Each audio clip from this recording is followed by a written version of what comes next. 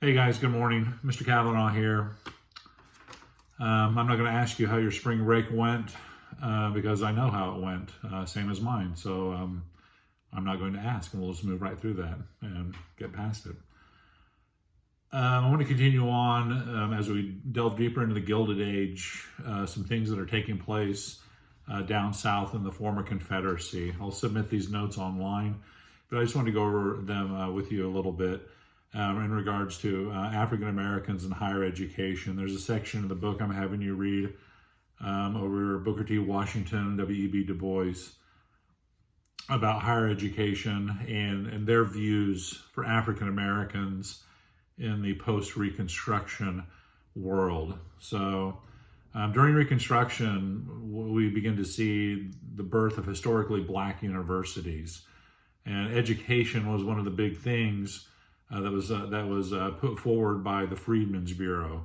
If you recall, the Freedmen's Bureau during Reconstruction, they were an organization that was created by radical Republicans to assist former slaves, enslaved individuals, as they moved into freedom, if you will, to assimilate them into society, providing them with shelter, food, and one of the big things, education. And we start to see the rise of historically Black universities. And for some reason in my notes, it just popped into my head. If you've never seen the movie The Great Debaters with Denzel Washington, you should put that on your list. The Great Debaters, and you should watch that. It is an excellent movie based on a true story regarding an African American debate team from historically Black university in Texas. So put that on your list and check it out when you have time. The Great Debaters. I want you to be familiar with two perspectives regarding education and success for African Americans that are starting to bubble up during this time period. They're fostered by, I said, Booker T. Washington, W.E.B. Du Bois, and I want you to be familiar with their views. Booker T. Washington, he is the founder of what's called the Tuskegee Institute in Alabama in 1881. Some of you may be familiar. The name Tuskegee may ring a bell for you. As we fast forward to World War II, the famous Tuskegee Airmen, who were an all-Black fighter pilot unit during World War II, who made a name for themselves for their heroics during World War II, flying the famous P-51 Mustang, the Tuskegee Airmen, which we'll talk more about them later. But Washington is the founder of the Tuskegee Institute, which is an agricultural, institute in the South in Alabama. And for Washington, his view is for African Americans, they need to prepare for profitable and productive work, quote unquote, which you'll see in the notes. So under Washington, he believes that African Americans should prepare for work, profitable and productive work. Washington believed that African Americans would win white acceptance eventually by succeeding economically. So in Washington's view, which I want you to remember, African Americans will be accepted by the white community when they become economically successful. So learn a trade, become successful in your area of industry, business, what have you, but prepare for profitable and productive work. That was Washington's view. W.E.B. Du Bois, on the other hand, who, interesting gentleman, he was the first African American, I believe, to graduate from Harvard with a PhD. One of the founders of the Niagara movement regarding voting rights, especially for women, and one of the co-founders of the NAACP, National Association for the Advancement of Colored People. Du Bois believed that African Americans should attend college and obtain a liberal arts education, a liberal arts degree, meaning you should have a little bit of each discipline in your academic career. You should take a variety of disciplines: mathematics, science, language, history, political science. And Du Bois stressed for African Americans, they should possess a liberal arts education. And Du Bois goes on to say, quote, "The brightest African Americans had to step forward to lead their people in their quest for political and social equality and civil rights." So Washington, prepare for work, be successful at work, be successful economically, and Du Bois, be highly educated with a liberal arts degree. And that's how you will be successful, and that's how you will gain acceptance by whites in the modern world. So know those two differing views. In the post-Reconstruction South, not only the South, but it's going that those ideologies are going to spread nationwide. Back to post-Reconstruction. During Reconstruction, we talked about what were called the Black Codes. Black Codes were, if you will, local ordinances implemented by local white governments. And the goal of the Black Codes was an attempt to keep former enslaved individuals, African Americans, in a sense, to keep them in their place, if you will. It was a control mechanism over them. Black Codes were. Black Codes could be ordinances about you have to have a job to be in town, vagrant laws, sundown laws. You couldn't be in certain towns after a certain time, after the sun went down. They were just local ordinances to make a control mechanism over former enslaved individuals. Well, as Reconstruction ended, we evolved into the era of what's called Jim Crow in the South. Jim Crow, which you're familiar with that terminology. I don't know if you know where the name comes from, but it comes from a minstrel show. And a white gentleman, would dress up in blackface, and he was a character in a show. His name was Jim Crow.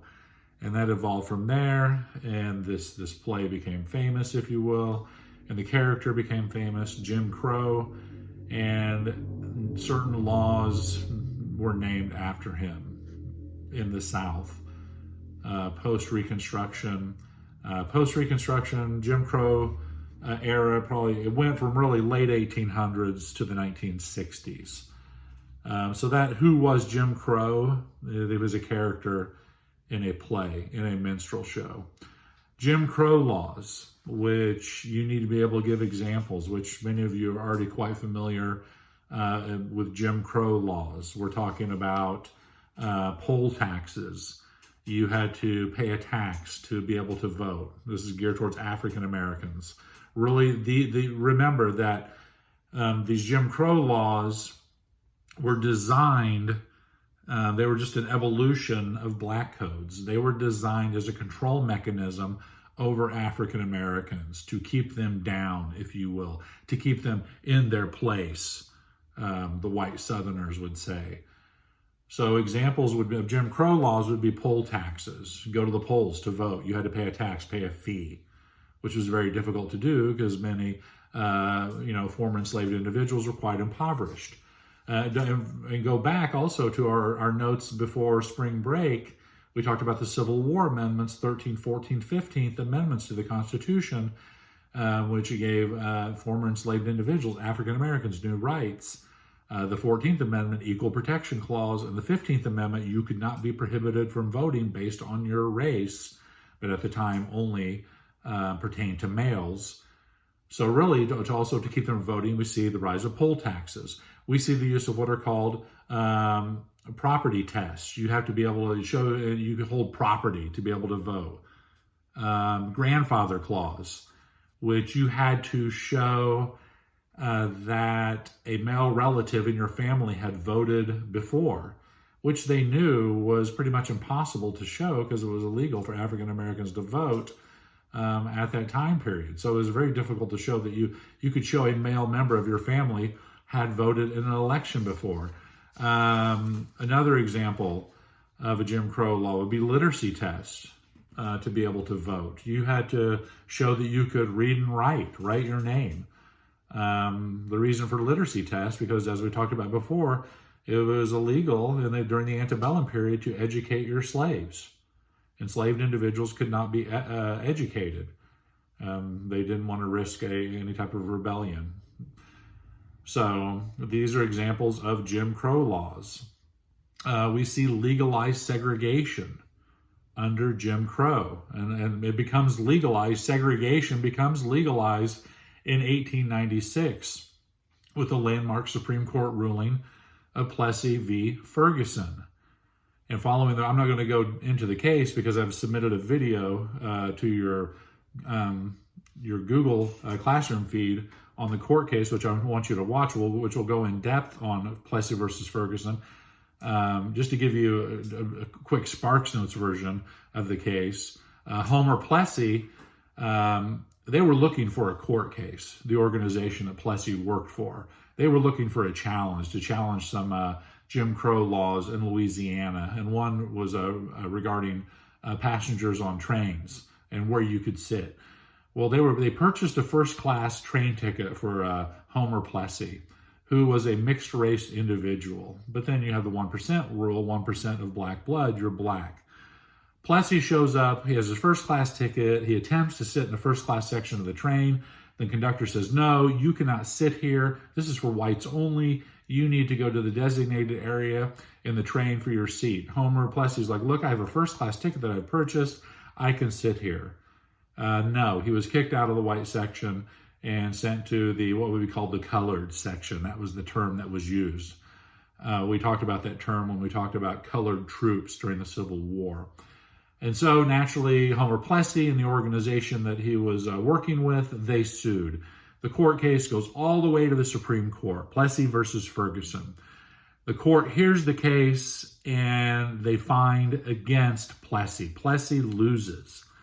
And in the ruling, the court establishes the precedent of separate but equal. Remember that. Plessy versus Ferguson establishes separate but equal. They legitimize, they legalize discrimination. Now local governments, municipalities, businesses can legally discriminate, can segregate. The biggest impact is going to, as you know, is going to be on schools, which we'll talk more about later, because as you know, the court case that overturns Plessy is Brown versus Board of Education, Topeka, Kansas, which our school that we're in our namesake, Cardinal Joseph Ritter, plays a role in desegregation, which we'll talk more about later, which we talked about before. So Plessy versus Ferguson establishes the process of separate but equal. Remember that. Be familiar with that court case. Watch the videos that I've submitted on Google Classroom. If these hurdles do not work for local governments, municipalities, during this period, during the era of Jim Crow, we start to see the rise of what are called lynchings. And lynchings, especially by the KKK, the Ku Klux Klan, the purpose of lynchings is to strike fear. They are a terrorism tactic implemented by Southern whites and the Klan to strike fear in the hearts of African Americans. They are terror or terrorism.